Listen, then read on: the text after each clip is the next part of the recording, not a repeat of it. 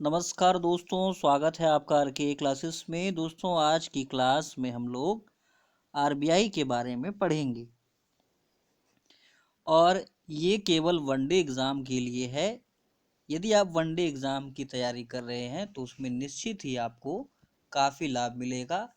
इसमें उन्हीं फैक्ट को सम्मिलित किया गया है जो कि पिछले साल या पिछले वर्ष किसी न किसी एग्ज़ाम में पूछे गए हैं, किसी भी एग्ज़ाम में, और यह आगे पूछे जा सकते हैं। केवल बेसिक पॉइंट ही इसमें सम्मिलित किया गया है। और ध्यान देने वाली बात तो यह है कि एग्ज़ाम में अगर आपने तैयारी कर रखी है और फिर भी अगर नहीं हो पाने का सबसे बड़ा रीज़न है कि एग्ज़ाम में हमारे बेसिक पॉइंट ही जो है गलत हो जाते हैं।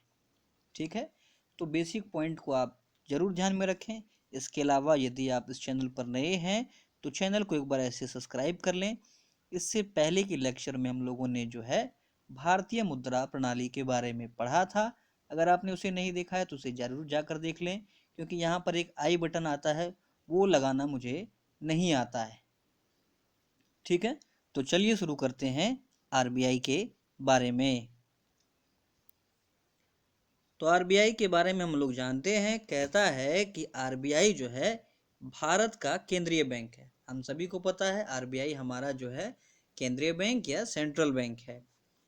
देखिए, भीमराव अंबेडकर की मांग पर आरबीआई एक्ट 1934 लाया गया था। ठीक है, किसकी मांग पर? तो भीमराव अंबेडकर की मांग पर। फिर देखिए, इस एक्ट को हिल्टन यंग कमीशन द्वारा बनाया गया। ठीक है, ये आरबीआई एक्ट 1934 किसने बनाया? तो ध्यान रखें, हिल्टन यंग कमीशन ने। और हिल्टन यंग कमीशन को royal commission on currency finance भी कहा जाता है।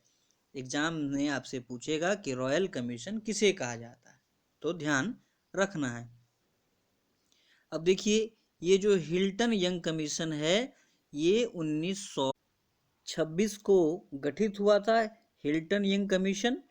अब देखिए, इस कमीशन के तहत जो है 1 अप्रैल 1935 को आरबीआई की स्थापना हुई। ये क्वेश्चन कई दफ़ा हमसे पूछा गया है कि आरबीआई की स्थापना कब हुई? तो 1 अप्रैल 1935 को। अब देखिए, कहता है कि स्थापना के समय आरबीआई का मुख्यालय कलकत्ता में था। ध्यान रखना है, जब आरबीआई की स्थापना हुई थी तो उस समय इसका मुख्यालय कहाँ पर था? कलकत्ता में। वर्तमान में इसका मुख्यालय कहाँ पर है? मुंबई में। ठीक है, तो देखिए, छोटा छोटा प्रश्न ही एग्जाम में पूछा जाता है। पिछले बार पूछा गया था बिहार दरोगा में, सेबी का मुख्यालय कहाँ है? वह अभी मुंबई में, ध्यान रखना है। ठीक है, अब देखिए, आरबीआई का स्थापना तो हम लोगों ने पढ़ लिया, 1 अप्रैल 1935। अब देखते हैं कि 1 जनवरी 1949 को आरबीआई का राष्ट्रीयकरण किया गया था। यह प्रश्न भी कई दफा एग्जाम में पूछा जा चुका है। ठीक है, कि आरबीआई का राष्ट्रीयकरण कब किया गया था? तो 1949। ठीक है, अब जरा सा हम लोग जानेंगे आरबीआई की संरचना के बारे में। ठीक है, तो देखते हैं आरबीआई की संरचना में कौन कौन शामिल है। तो देखिए, आरबीआई का जो मुख्यालय है इसमें 21 सदस्यीय निदेशक मंडल होते हैं। कितने सदस्य? 21। इस 21 को देखिए किस प्रकार से विभाजित किया गया है। तो पहला में देखते हैं एक आरबीआई के गवर्नर। ठीक है, फिर 4 उप गवर्नर। ध्यान रखना है, यह भी प्रश्न पूछा गया कि आरबीआई में कितने उप गवर्नर होते हैं? तो 4। ठीक है, नेक्स्ट देखिए, तीसरा जो है कहता है 2 वित्त मंत्रालय के सदस्य। फिर कहता है 4 स्थानीय निकाय से, और 10 सदस्य जो हैं ये भारत सरकार द्वारा नियुक्त सदस्य होते हैं। तो देखिए, एक आरबीआई के गवर्नर, 4 उप गवर्नर, 2 वित्त मंत्रालय के सदस्य, 4 स्थानीय निकाय से, और 10 भारत सरकार द्वारा नियुक्त। आपसे पूछ सकता है कि आरबीआई का जो निदेशक मंडल है इसमें स्थानीय निकाय से कितने सदस्य होते हैं? तो ध्यान क्या रखना है, 4। या पूछ ले आरबीआई में कितने उप गवर्नर होते हैं, तो 4। या आरबीआई के निदेशक मंडल में कितने सदस्य भारत सरकार द्वारा नियुक्त होते हैं, तो ध्यान रखना है 10। अब आगे बढ़ते हैं, देखिए क्या कहता है। ये कह रहा है कि आरबीआई के जो प्रथम गवर्नर थे इनका नाम था ओसबॉर्न स्मिथ। ठीक है, ए स्मिथ भी एग्जाम में लिखा आया हुआ है। ठीक है, ओसबॉर्न स्मिथ ये आरबीआई के पहले गवर्नर थे। अगर बात की जाए स्वतंत्रता के बाद प्रथम गवर्नर जो बने आरबीआई के, ये हैं सी डी देशमुख। ठीक है, ध्यान रखना है, आरबीआई के पहले गवर्नर स्वतंत्रता के बाद कौन, C D Deshmukh. Important fact है, कई दफा रेलवे में पूछा गया है ये। अब बात करते हैं, देखिए वर्तमान में आरबीआई के जो गवर्नर हैं ये शक्तिकांत दास हैं और ये 25वें गवर्नर हैं। इंपॉर्टेंट फैक्ट है, इनका क्रम जो है जरूर ध्यान में रखें। ठीक है, कौन है, शक्तिकांत दास, इनका क्रम ये 25वें है। अब देखिए हम लोगों ने पढ़ा था कि 4 स्थानीय निकाय से, तो आरबीआई का जो 4 स्थानीय निकाय है ये कहाँ पर है, तो दिल्ली, मुंबई, चेन्नई एवं कलकत्ता। ठीक है, ध्यान हो जाएगा आपको, दिल्ली, मुंबई, चेन्नई, कलकत्ता, ये इस चारों जगह पर जो है आरबीआई का स्थानीय निकाय है।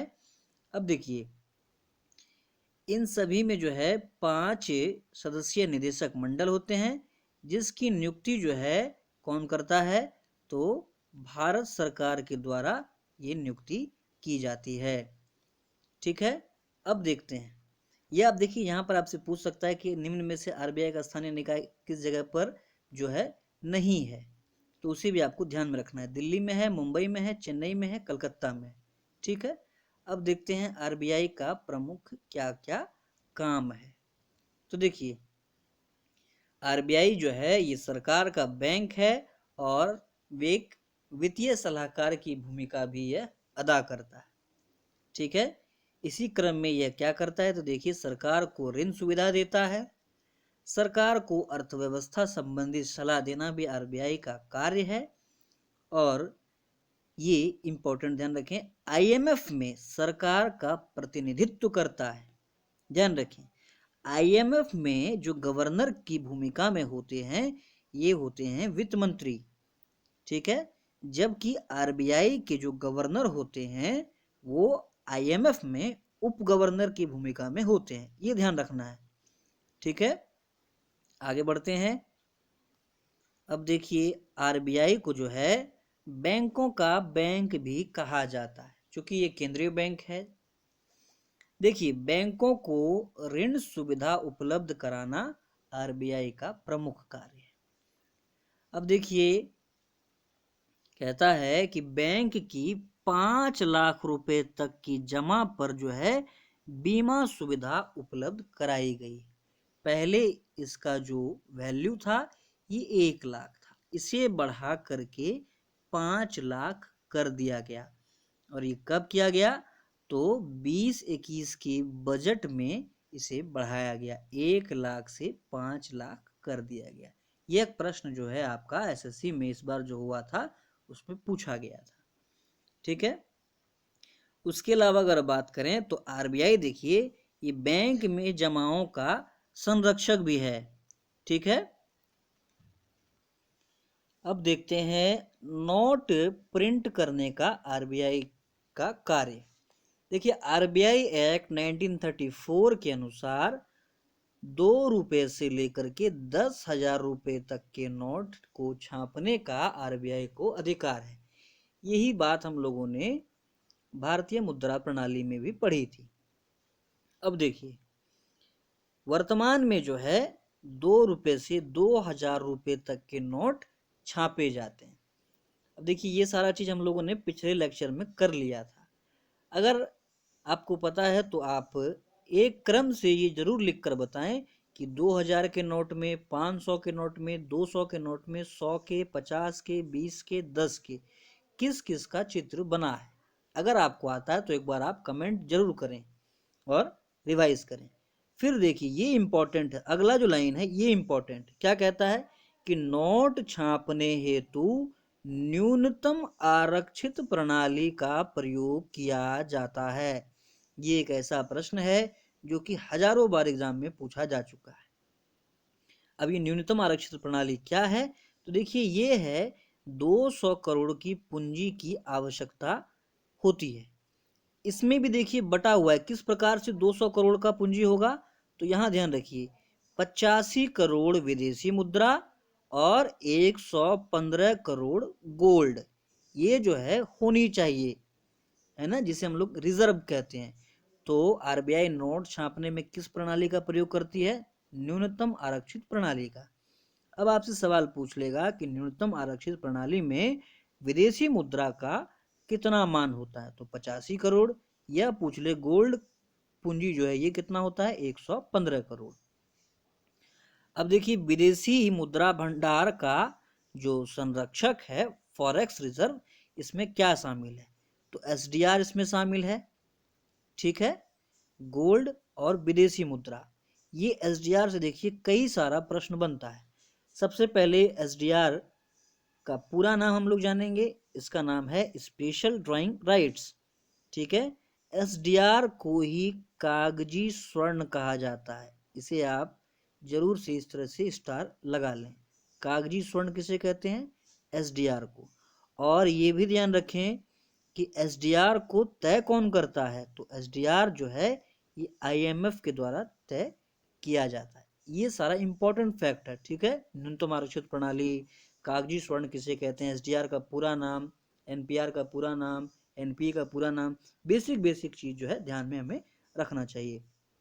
एसडीआर कौन तय करता है? तो आईएमएफ। आगे देखते हैं, कहता है कि अंतिम ऋणदाता के रूप में कार्य करता है कौन? आरबीआई। सिंपल यह प्रश्न भी पूछा जा चुका है, ठीक है, कि अंतिम ऋणदाता के रूप में कौन कार्य करता है? तो आरबीआई कार्य करता है, ध्यान रखना है। देखिए, कहता है कि जब अर्थव्यवस्था में तरलता की कमी होती है तो उस अवस्था में आरबीआई के द्वारा बैंकों के तरलता संकट को दूर किया जाता है, ठीक है। जब तरलता में कमी हो जाएगी तो उसे दूर कौन करेगा? आरबीआई। इस प्रकार जो है इस तरलता को दूर करने के कारण ही अंतिम ऋणदाता आरबीआई को कहा जाता है, ठीक है। जैसे कि आप लेने गए किसी बैंक से और यहाँ खुद कम है, तो इस कमी को कौन पूरा करेगा? आरबीआई ही इसे पूरा करेगा। अब आगे देखते हैं, अगला जो पॉइंट है ये कहता है कि समाशोधन सेटलमेंट एजेंसी के रूप में भी आरबीआई कार्य करती है। ये देखिए, आपसे पूछ लेगा कि सेटलमेंट एजेंसी के रूप में कौन कार्य करता है? वित्त मंत्रालय, आरबीआई, है ना। इस तरह से आपको ऑप्शन देके पूछ सकता है। अब देखिए, ये क्या है कि जो बैंक होते हैं उनके बीच में समन्वय स्थापित करता है, ठीक है। जैसे एसबीआई का पीएनबी से कोई कार्य है, या पीएनबी को भी बैंक ऑफ बड़ौदा से कोई कार्य है, या बैंक ऑफ बड़ौदा को एसबीआई से कार्य है। अगर इनके बीच में कोई भी समस्या होती है तो उसका सेटलमेंट कौन करता है? आरबीआई। नेक्स्ट देखिए, पॉइंट नंबर 7। ये अगर आपने अच्छे से प्रीवियस ईयर को देखा होगा तो आपको इसी लाइन में प्रश्न मिल रहा होगा कि आरबीआई जो है साख संतुलन, क्रेडिट कंट्रोल का कार्य करती है। सीधा सीधा आपसे सवाल पूछा जाता है कि साख संतुलन का कार्य कौन करता है? तो आरबीआई। अब देखिए, कहता है क्या कि मौद्रिक नीति आरबीआई द्वारा जारी किया जाता है और साख संतुलन हेतु आरबीआई जो है मौद्रिक नीति जारी करता है। देखिए, दो क्वेश्चन बनते हैं कि मौद्रिक नीति कौन जारी करता है? तो आरबीआई, ठीक है। फिर पूछ ले कि आरबीआई जो है ये मौद्रिक नीति क्यों जारी करता है? तो साख संतुलन के लिए जारी करता है, ठीक है। अब देखिए क्या कहता है कि वर्ष में 6 बार आरबीआई की मौद्रिक नीति आती है। कितनी बार? 6 बार, अर्थात प्रत्येक 2 महीने में। फिर देखिए, मौद्रिक नीति में निम्न आधारों का प्रयोग किया जाता है, ठीक है। क्या है? देखिए, CRR 3%, SLR 18, रेपो रेट 4, फिर देखिए reverse repo rate 3.35, bank rate 4.25। तो इन सभी चीज़ों का प्रयोग किसमें किया जाता है? मौद्रिक नीति में। मौद्रिक नीति में क्या शामिल नहीं है?